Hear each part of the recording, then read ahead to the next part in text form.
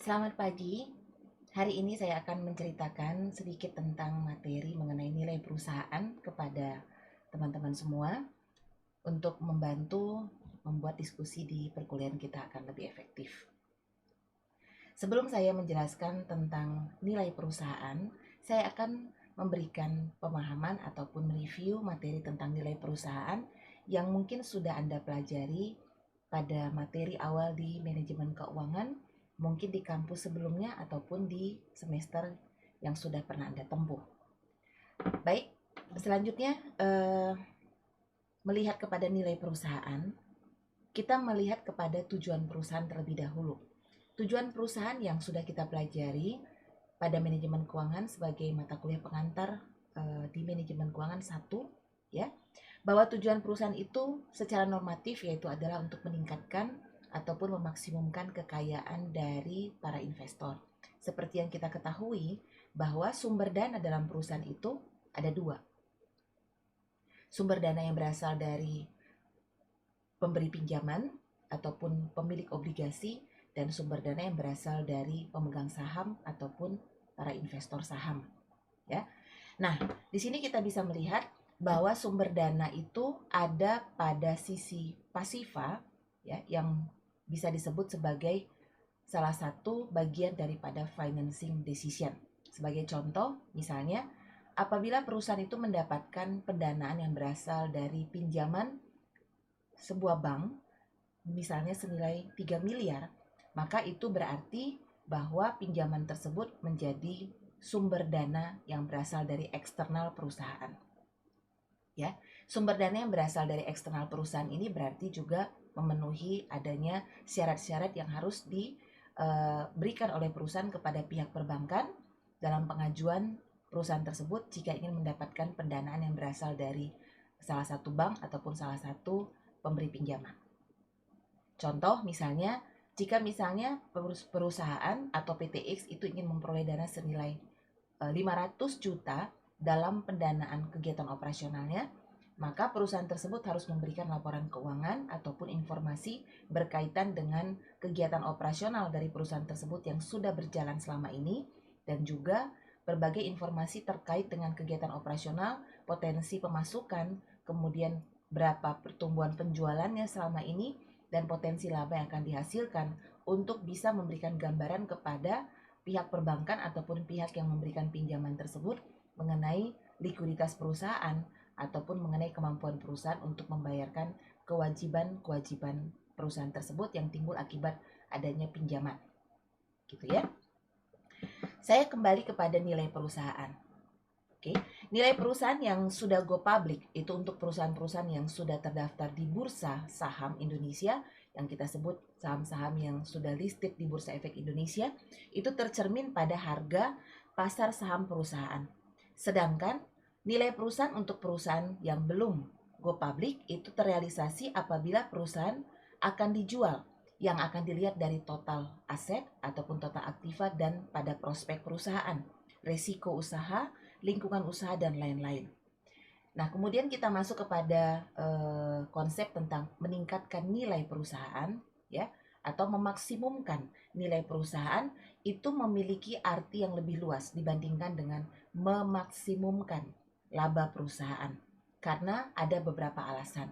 Nah, beberapa alasan ini nanti akan kita boleh bahas pada pertemuan jika misalnya di kelas kita membahas tentang nilai perusahaan, dan Anda boleh mengingatkan saya untuk membahas tentang perbedaan antara memaksimumkan nilai perusahaan dengan memaksimumkan laba perusahaan. Oke ya. Kemudian di sini saya ingin memberikan sedikit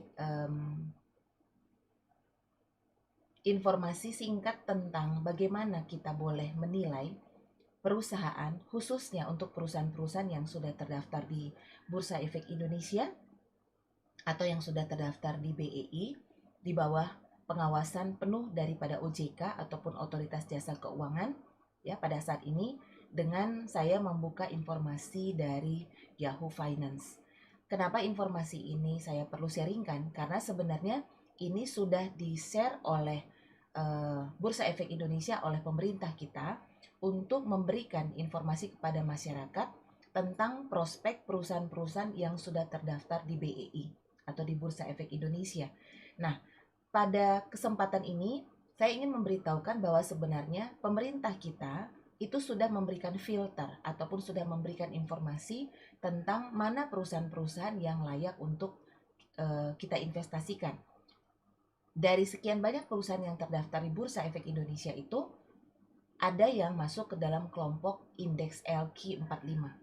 Ya, kalau misalnya saudara sudah pernah mendengarkan tentang indeks LQ45, ya itu berarti adalah likuiditas 45 perusahaan dalam satu semester berdasarkan frekuensi trading yang dilakukan, kemudian berdasarkan kegiatan operasionalnya dan ketepatan dari perusahaan-perusahaan tersebut di dalam menyampaikan laporan keuangan per periode yang ditetapkan oleh Bursa Efek Indonesia sebagai kewajiban kepada para emiten ataupun kepada perusahaan yang terdaftar di BEI. Dari sekian banyak perusahaan yang terdaftar di Bursa Efek Indonesia itu, maka itu akan difilter dan akan ditetapkan mana yang layak untuk masuk ke dalam kelompok LQ45. Nah, perusahaan-perusahaan yang terdapat dalam LQ45 ini merupakan perusahaan-perusahaan yang layak untuk kita tempatkan dana sebagai investasi jangka panjang sebenarnya.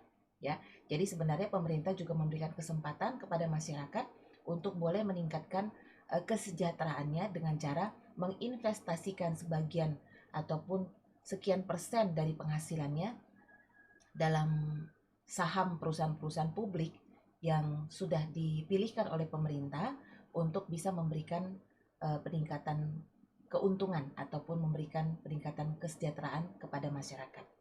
Sebagai contoh, kita boleh melihat pada informasi yang disajikan oleh Yahoo Finance yang sudah saya tampilkan di sini, ya. Seandainya saya menyatakan Anda itu misalnya sebagai salah satu nasabah dari sebuah bank, ya. Nah, pasti Anda mempunyai buku tabungan ataupun pasti Anda mempunyai rekening ya untuk bisa melakukan transaksi. Karena zaman sekarang orang pasti punya ATM minimal ya. Apalagi sekarang juga dengan adanya sistem online ya, maka kita juga bisa melakukan kegiatan transaksi tanpa harus pergi lagi ke tempat tujuan atau kita boleh mentransfer uang ya kepada pihak lain dari rumah ataupun dari handphone ataupun dari komputer ya berdasarkan sistem online yang sudah diberlakukan ataupun yang sudah berlaku saat ini ya. Banyak aktivitas keseharian kita saat ini yang sekarang sudah bisa kita lakukan secara online, apalagi dalam kondisi pandemi saat ini, hampir di semua kegiatan kita sekarang ini diupayakan untuk bisa dilakukan secara online, baik membeli barang, membayar atau transaksi, bahkan pengiriman makanan ke rumah yang dibutuhkan oleh ibu-ibu rumah tangga juga sekarang sudah bisa melakukan atau dilakukan melalui pesanan dan itu diantar langsung kepada rumah yang dituju ya dengan sistem pembayaran yang sudah dilakukan sebelumnya secara online juga ya. Baik, melihat kepada perkembangan investasi sekarang ini dan melihat kepada semakin tingginya antusias dari masyarakat untuk mengetahui sebenarnya berinvestasi itu pada saham seperti apa sebenarnya ya. Nah, saya ingin menjelaskan berinvestasi pada saham itu sebenarnya sudah disosialisasikan oleh pemerintah untuk membantu masyarakat untuk mampu mempunyai aset ataupun untuk bisa meningkatkan nilai dari aset yang dimilikinya di beberapa waktu yang akan datang ya. Nah, misalnya untuk kebutuhan anak sekolah ya, atau misalnya untuk kebutuhan misalnya persiapan pensiun, untuk misalnya persiapan kuliah atau persiapan untuk menikahkan anak, itu banyak alternatif investasi yang dapat dilakukan sekarang dibandingkan dengan investasi konvensional yang dulu dilakukan oleh orang tua kita. Contoh investasi konvensional yang dulu sering dilakukan misalnya dibeli tanah atau misalnya dibeli emas ya, kemudian beli kambing di kampung, kemudian kambingnya nanti bisa beranak berapa ekor, kemudian pada saat akan ada hari raya Idul Adha ataupun misalnya ada hari raya kurban lainnya atau misalnya ada kepentingan hajatan itu ternaknya ataupun kambing atau sapi yang sudah dipelihara itu bisa dijual ya dan seterusnya dan seterusnya. Nah, tetapi Sekarang pemerintah juga memberikan alternatif investasi. Sebenarnya udah lama ya, bahwa ada alternatif investasi yang bisa dilakukan dengan cara yang lebih murah, dan bahkan dana yang diperlukan juga tidak semahal kalau kita misalnya mau beli tanah atau misalnya membeli emas ya, atau misalnya berinvestasi untuk membeli ternak atau membeli hewan untuk dipelihara. Nah, tadi saya sudah singgung bahwa misalnya berinvestasi itu bisa kita mulai dengan cara, kenapa kita tidak melihat kepada performa dari bank tempat kita membuka rekening. Nah, itu hal yang simpel. Anda menjadi nasabah di satu bank sudah berapa tahun misalnya? 5 tahun atau bahkan ada yang udah lebih dari 10 tahun. Berarti Anda menggunakan fasilitas yang disediakan oleh pihak bank tersebut, ya, fasilitas perbankan yang sudah disediakan oleh bank tersebut. Nah, bagi yang belum uh, pernah terpikir untuk memiliki saham, apakah Anda terpikir untuk kenapa tidak berinvestasi pada saham untuk membeli bank tersebut ya, untuk membeli saham dari bank tersebut. Sebagai contoh, Anda misalnya sudah menjadi nasabah dari Bank Mandiri nih, kurang lebih 5 tahun. Nasabah saja. Lalu misalnya apa yang Anda lakukan? Menyimpan uang dalam bentuk deposito, ya. Deposito. Deposito itu kurang lebih sekitar 5%-an lah ya, grossnya per tahun yang diberikan. Nah, jadi kalau misalnya Anda punya dana sebesar 100 juta, dana yang free, dan Anda simpan dalam bentuk deposito, maka potensi penghasilan Anda dari bunga deposito itu hanya kurang lebih 4%. Karena 5% itu gross, dipotong segala macam pajak, biaya administrasi bank, ya kita sebutkan aja 20% dari 5%. Ya, 20% dari 5%. Ini misalnya kita boleh lihat di sini 0,2 ya, kali 0,05 misal. Ya, berarti kan 0,04 ya, 0,04%. Nah, kalau 0,04% dari 100 juta, itu berarti Anda berpotensi untuk mendapatkan penghasilan dari bunga deposito sebesar 4 juta rupiah per tahun untuk dana yang Anda depositokan atau Anda simpankan senilai 100 juta ya. Nah, jadi misalnya begini, 0,04 Bu, ya, dikali 100 juta. Ini bisa kita lihat ya dari kalkulator yang ada dari PC, nanti bisa Anda install juga. Nah, potensi penghasilan Anda tadi saya katakan 4 juta rupiah satu tahun, ya. Nah, kemudian dibagi 12. Berarti kan Anda berpotensi untuk mendapatkan tambahan penghasilan dari deposito Anda di bank tersebut itu senilai 333.333,3 rupiah per bulan, ya toh? Nah, jadi kalau misalnya kita kalikan saja, seandainya Anda punya uang senilai 1 miliar, kemudian Anda memilih untuk berinvestasi dalam bentuk deposito, berarti potensi penghasilan Anda dari deposito senilai 1 miliar itu, jika misalnya Anda simpan di bank, maka Anda berpotensi untuk mendapatkan penghasilan dari bunga yaitu senilai 3.333.333,33 rupiah dan seterusnya. Kalau Anda mempunyai dana 1 miliar untuk didepositokan. Kalau Anda hanya punya 100 juta rupiah, maka potensi penghasilan atau tambahan penghasilan dari deposito Anda itu senilai 333.333,33 rupiah. Begitu ya. Nah, sekarang ditawarkan nih, kenapa Anda tidak berinvestasi untuk membeli saham dari Bank Mandiri misalnya, ya? Nah, karena Anda nasabah Bank Mandiri, udah berapa tahun Bu? Misalnya Anda sudah menjadi nasabah kurang lebih 5 tahun. Berarti kita lihat dulu dong, kalau misalnya orang awam nih, Anda berinvestasi kan misalnya melihat kenapa sih tidak berinvestasi pada saham Bank Mandiri? Bank Mandirinya sampai sekarang masih ada, bahkan sampai pada hari ini. Ini adalah data terakhir dari closing price dari Bank Mandiri, ya. Nah, saya misalkan, ini harga terakhir atau harga pasar terakhir close price pada tanggal 15 Maret jam 3:14 sore ya, dari transaksi perdagangan terakhir yang ada di Bursa Efek Indonesia, yaitu close price-nya 6.650 ya. Lalu kita lihat nih, pada sisi summary, ini saya menjelaskan bahwa sebenarnya perusahaan itu sudah memberikan informasi tentang perusahaan tersebut di dalam dari informasi pada web Yahoo Finance untuk masing-masing perusahaan. Tinggal Anda ketik saja, ya, seperti ini misalnya bmri.ck. Oke? Nah, langsung terbuka. Ini kan ya, contoh ya, bmri.ck. Nah, tinggal Anda ketik aja, muncul nih ya saham Bank Mandirinya. Nah, kita mulai dulu melihat pada summary-nya di sini ya. Pada summary atau ringkasan informasi, ini adalah ringkasan tentang fundamental perusahaan tersebut. Nah, contoh nih ya, previous close-nya, closing price dari Bank Mandiri di hari sebelumnya, close price-nya 6.725 per lembar saham. Kalau kita ingin membeli saham di Bursa Efek Indonesia, minimal pembelian saham itu adalah satu lot. Satu lot itu senilai 100 lembar. Jadi kalau misalnya Anda mau beli saham Bank Mandiri pada harga terakhir, maka Anda harus mempunyai uang senilai kurang lebih 6.650 kali 100 lembar. Ya boleh misalnya ya 6.650 ini dikali 100 lembar. Ya kan? Berarti Anda minimal harus punya uang berapa? 665.000. Ini belum bisa kita transaksikan karena apa? Karena pada saat kita akan membeli saham suatu perusahaan, itu Anda juga harus membayar yang namanya fee beli, ya. Nah, informasi tentang fee beli ini itu nanti bisa kita diskusikan panjang lebar pada diskusi di kelas, ya.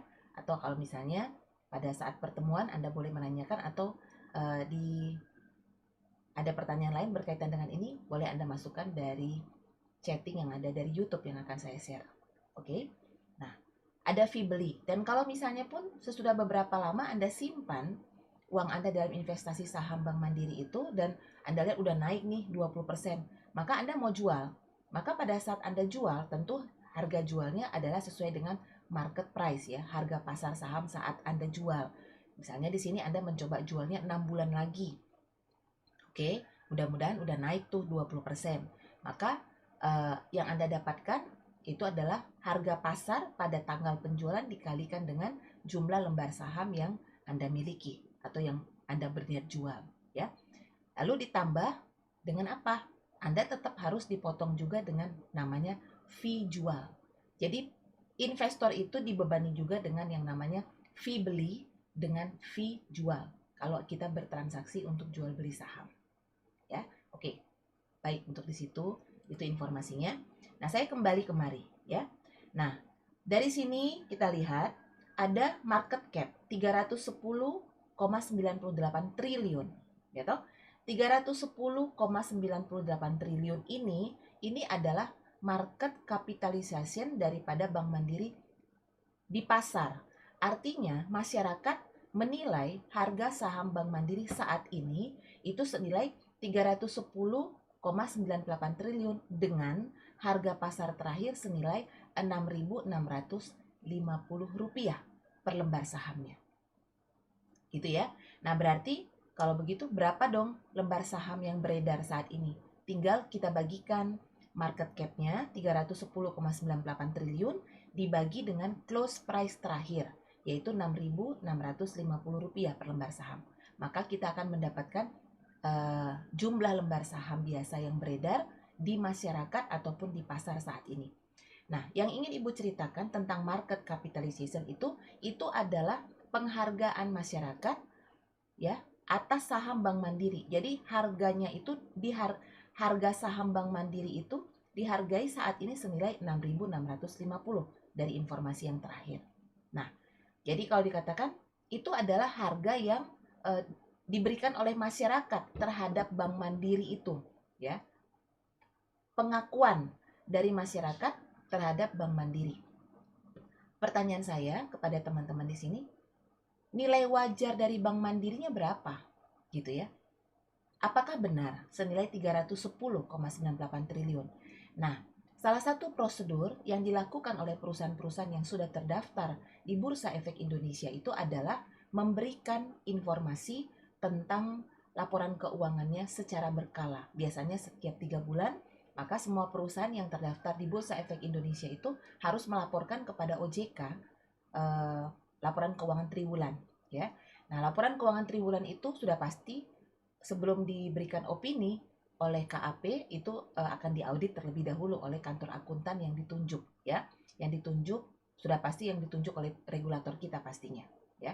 Nah, jadi yang dipublish itu adalah laporan keuangan berdasarkan audit ataupun audited financial statement oleh KAP. Nah, berapa sebenarnya? Nah, berapa harganya itu yang disebut dengan enterprise value.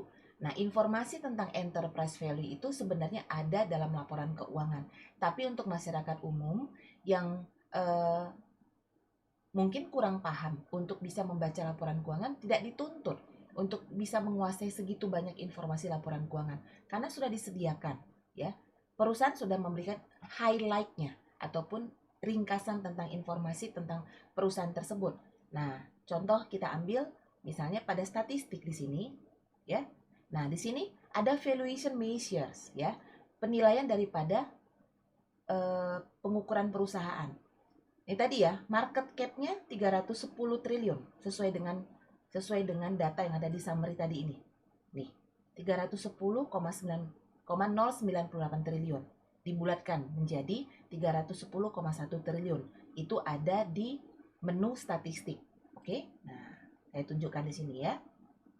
Ini dia. Nah, jadi sementara nilai wajarnya berapa? Ternyata nilai wajarnya yaitu adalah 113,74 triliun. Ya. Masyarakat menghargainya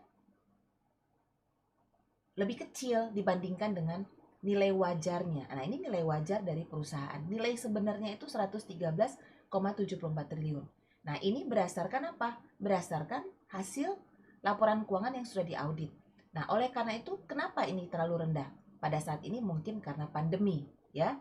Nah, semuanya terkoreksi saat ini, semua perusahaan yang ada di Bursa Efek Indonesia terkoreksi karena pandemi. Itu salah satu alasannya. Nah, berarti sebenarnya nilai wajarnya 113,74 triliun. Sekarang kita coba cek. 113,74 triliun, 74. Lalu dibagi dengan 310, ya, 1.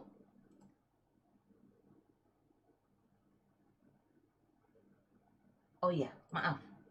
Ibu yang salah. Maaf ya. Nah, jadi di sini misalnya market cap-nya 310,1 triliun dan ini enterprise value-nya 113,74.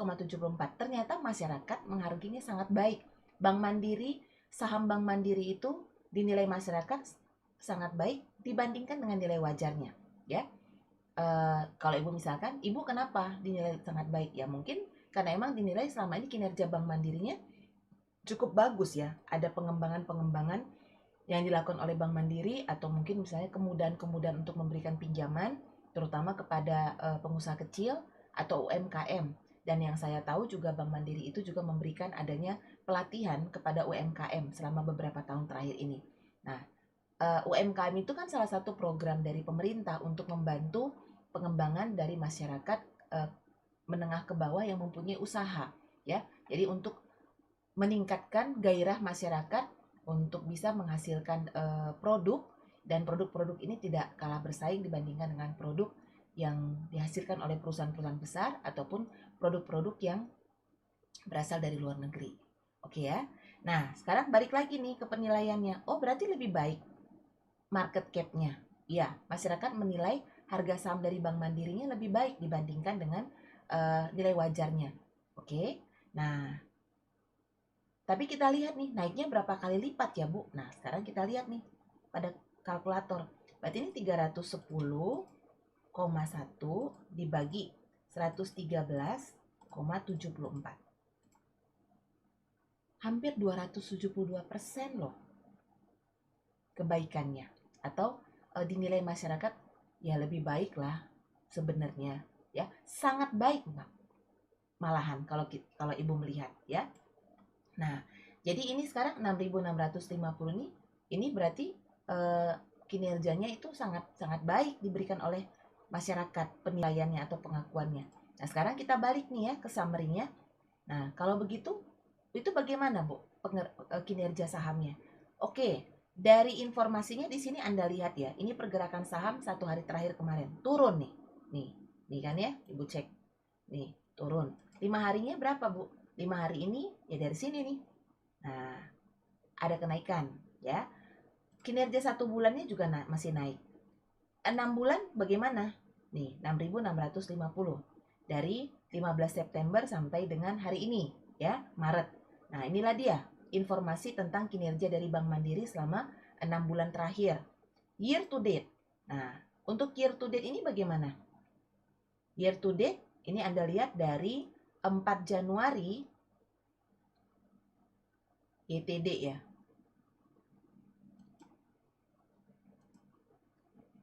Nih ya, year to date ini dari Januari, tanggal 4 Januari 2021 sampai dengan hari kemarin, 15 Maret. Nah, 1 tahun ini dari 16 Maret 2020 sampai dengan tanggal terakhir 15 Maret 2021 ya. Tetap masih dilihat ini hijau. Nah, sekarang gimana nih sahamnya selama 5 tahun? Ini Anda lihat nih ya informasinya. Dari tanggal 1 April 2016 sampai dengan hari ini. Nah, ini kisaran harganya bisa kita lihat dari 4.825 ya. Nah, 4.825 sampai pada penutupan 6.650. Jadi kalau misalnya Anda tuh mencoba berinvestasinya tahun atau 5 tahun yang lalu, kemungkinan Anda masih bisa membelinya di harga 4.512 atau 4.825. Ya, lihat aja nih ya harganya yang ada di yang saya geser-geser ini. Nah, contoh nih, misalnya 4.512,5. Itulah closing price-nya. Nah, potensi gain yang Anda miliki ya 6.650 dibagi 4.512 ya, 5.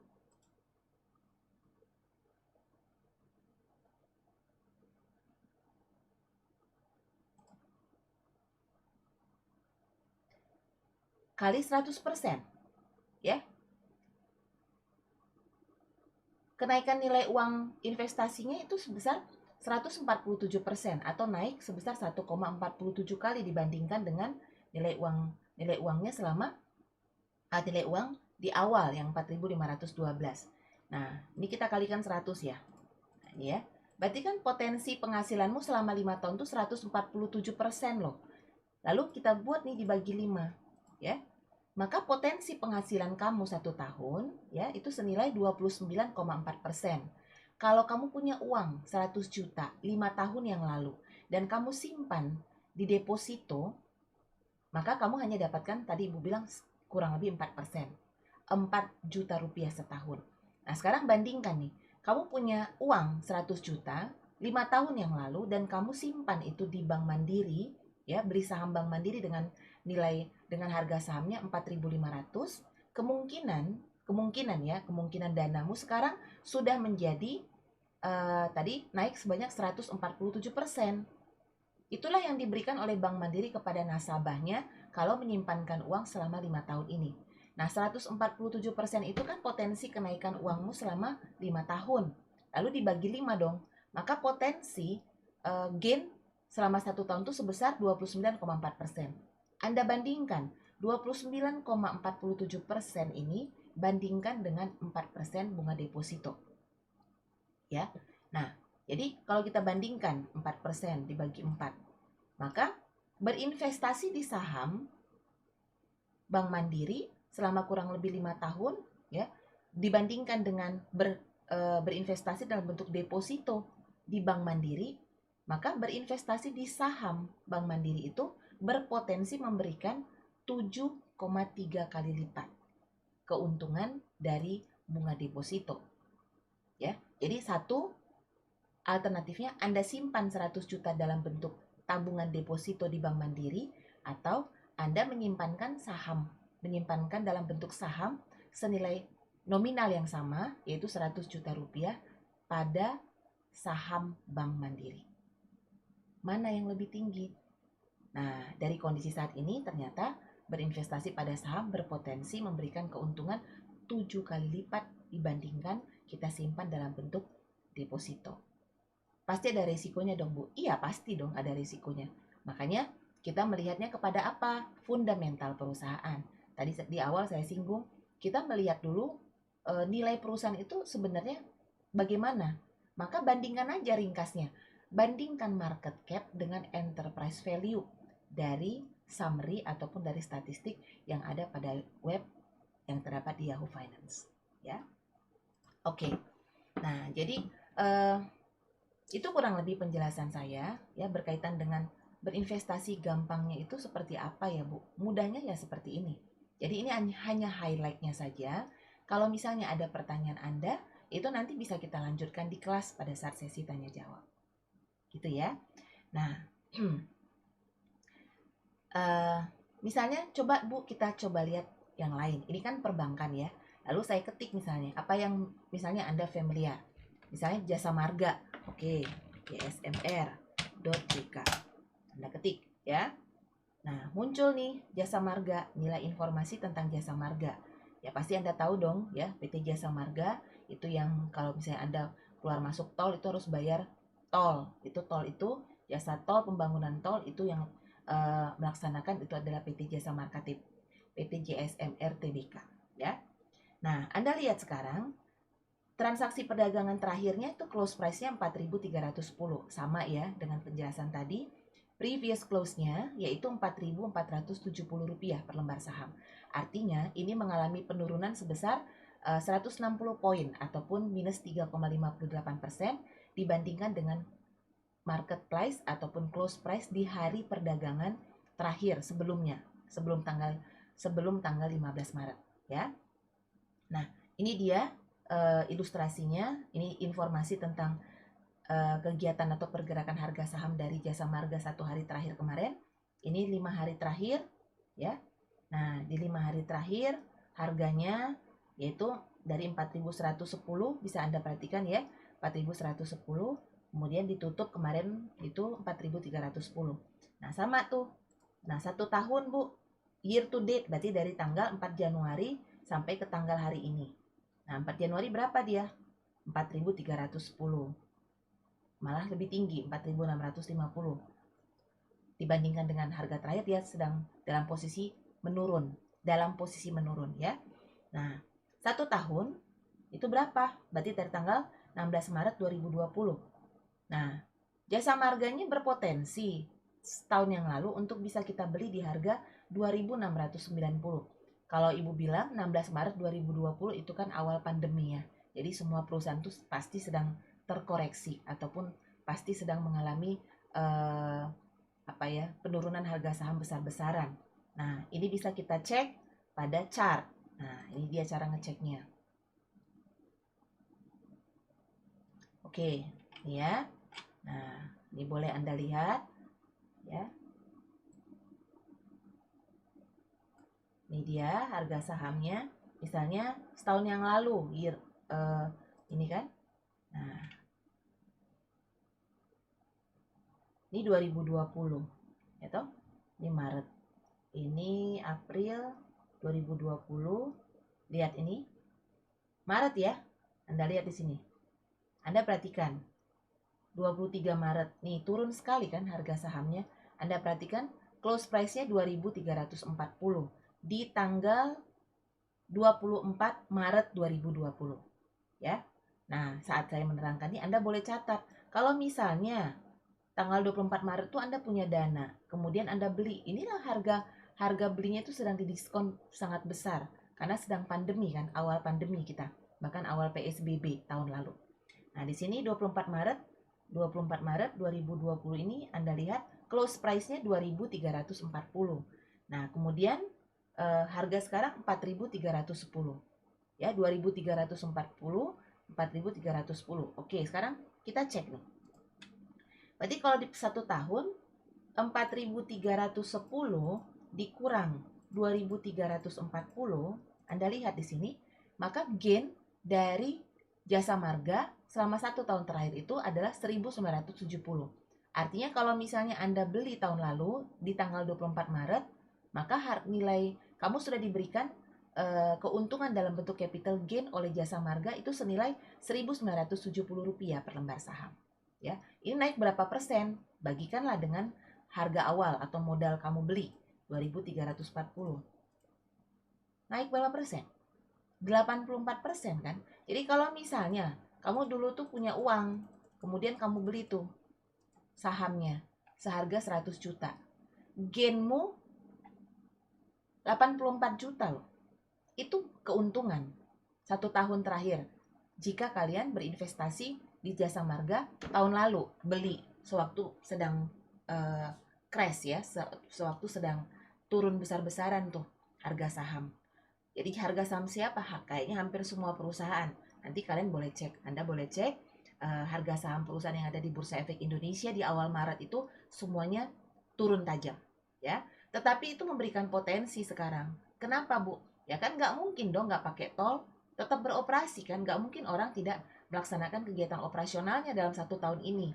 Jadi itu eh, Jasa Marga itu kan memberikan jasa pelayanan publik ya, pembangunan jalan tol, pembangunan ruas jalan, memudahkan transportasi antar kota, baik itu di Pulau Jawa bahkan menjadi penghubung juga sampai ke luar pulau, kan gitu.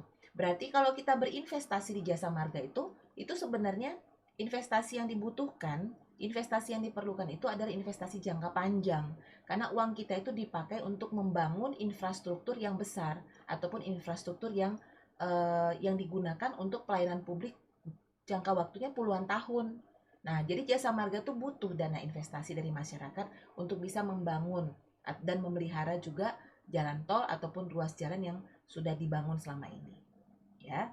Nah, bedakan kalau misalnya Anda berinvestasi di bank ataupun misalnya kalau bank itu kan retail ya. Jadi kan kalau retail tuh kayak ya Indofood juga retail.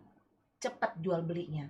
Nah, jadi itu bisa memberikan keuntungan yang luar biasa. Ya contoh tadi yang Ibu katakan, Bank Mandiri ya, itu sampai 310 triliun. Nilai wajah 137 triliun ya. Kenapa Bu bisa lebih tinggi? Ya karena cepat ya. Karena sifat dari perbankan itu kan retail, memberikan jasa pelayanan. Nah, juga dengan Unilever ya. Retail juga itu. Indofood kan bahan makanan dan segala macam itu kan juga retail ya. Oke. Nah, kembali kepada Jasa Marga di sini, ini juga memberikan potensi 84%. Ini data real loh dari Yahoo Finance. Anda boleh cross check misalnya dengan membaca laporan keuangan. Silahkan. Kalau Anda punya waktu yang cukup panjang untuk membaca informasi tentang laporan keuangan, Anda boleh untuk memeriksa laporan keuangan yang sudah diterbitkan oleh Bank Mandiri. Ya, langsung aja di webnya juga ada pastinya. Apalagi kalau sudah berdasarkan hasil audit. Gitu ya. Nah, jadi inilah 84 juta potensi yang diberikan oleh Jasa Marga kepada masyarakat yang berinvestasi 1 tahun kemarin. Dari mulai Maret sampai ke hari ini, Maret 2021. Memberikan potensi 84%. Ini data yang berbicara. Ya. Nah, sekarang kita lihat lagi di sini. Market cap-nya 31,28 triliun. Artinya apa? Masyarakat menghargainya senilai 31,28 triliun seperti yang tadi Ibu jelaskan. Oke. Nah, realnya berapa, Bu? Anda lihat nih. Realnya 91,91 triliun. Gitu loh. Ya. Nah, Bu, kenapa ya market cap dia lebih kecil? Nah, itu tadi. Karena kan Jasa Marga ini kan investasinya dalam bentuk infrastruktur, kan gitu ya. Jadi kalau kita simpan uangnya di situ, nggak bisa cepat mutar. Karena apa? Karena uang yang kita simpankan dalam saham Jasa Marga itu dipergunakan oleh Jasa Marga untuk investasi kepada pembuatan jalan tol. Jadi pembuatan jalan tol itu kan nggak cepat returnnya, ya.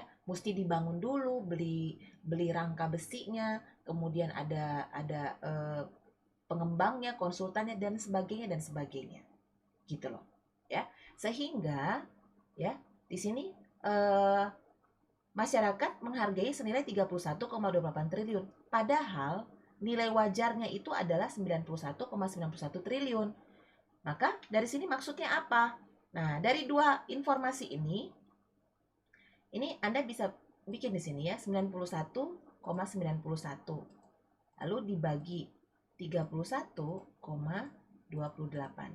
Nah, berarti dia berpotensi untuk naik loh. 2,9 kali harganya. Berapa tadi harganya? 2,9. Ya toh? 4.310. Berarti sebenarnya nilai wajar atau harga wajar dari jasa marga itu berapa? Bukan 4.310. Nilai wajarnya dia berpotensi untuk 2,9 kali lipatnya. Ya. Berapa tadi? 4.310, bentar ya. 4.310, 4.310 dikali 2,93. Berapa potensinya? 12.628 rupiah per lembar saham. Ini loh.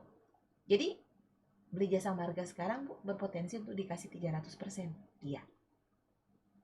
Oke, mungkin penjelasan saya detailnya akan saya sambung di perkuliahan kita di kelas atau di penjelasan video YouTube berikutnya.